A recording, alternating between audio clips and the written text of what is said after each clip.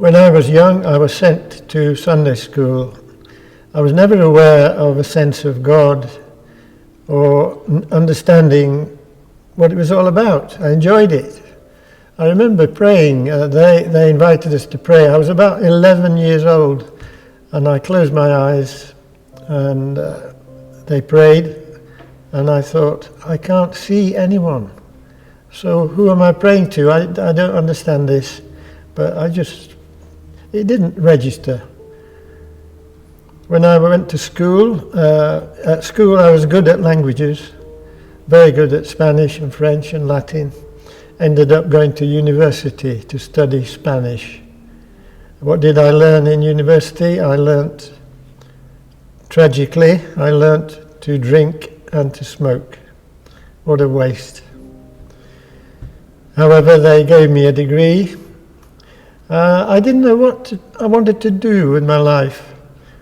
I got a job in a small supermarket in West London, which I really enjoyed because I was meeting people, real people, for the first time. I'd grown up in an fairly isolated village in South Yorkshire. After a year, a friend of mine was going to Israel on a student holiday, and I was allowed to join that. Went there with her.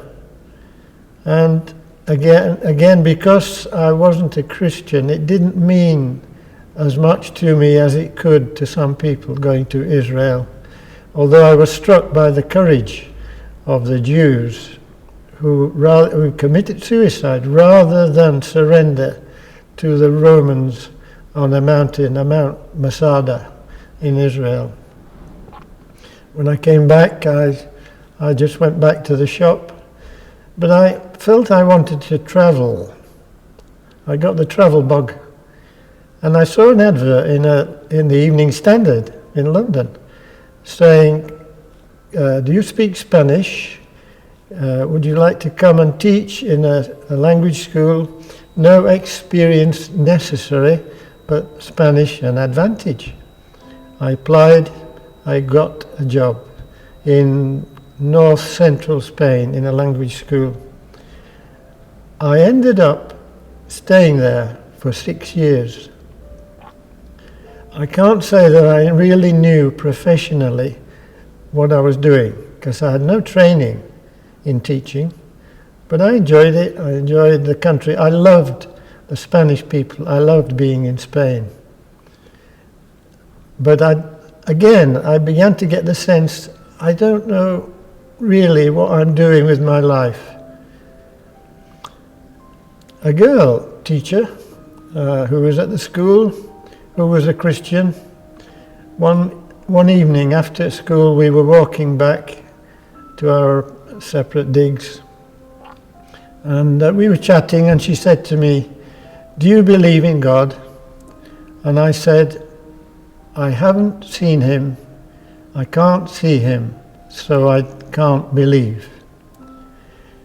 It was as if that was a trigger. It was as if God said, I'm going to show you. Another teacher came to the school. She was an out-and-out Christian believer. And this was about 1970, 71. And she was given permission to put little stickers, small red, white stickers, around the edges of all the blackboards, on which was written a text, which was, if anyone is in Christ, he is a new creation. The old has gone, the new has come. 2 Corinthians 5:17. I was really struck suddenly by that, to realize that to be a Christian was not a matter of going to church or the family I was born in and so on, but it was about being a new creature in Christ. We chatted. She could see I was very interested, and she told me to read Psalm 139 which again I read, and it was like food to a hungry soul. It was saying, wherever I was, God knew me, and he had always known me. I kept wanting to know more, and she gave me a book called Runaway World by Michael Green, which explained who Jesus was and what the first Christians did and so on. And I was struck, because it was as if God was saying to me, you've been running away. And it was true. I had been running away from certain things in my life which I hadn't really faced up to. All of this was beginning to give me a sense of courage, which enabled me to decide to leave my job in Spain and come back to England to decide where I belonged.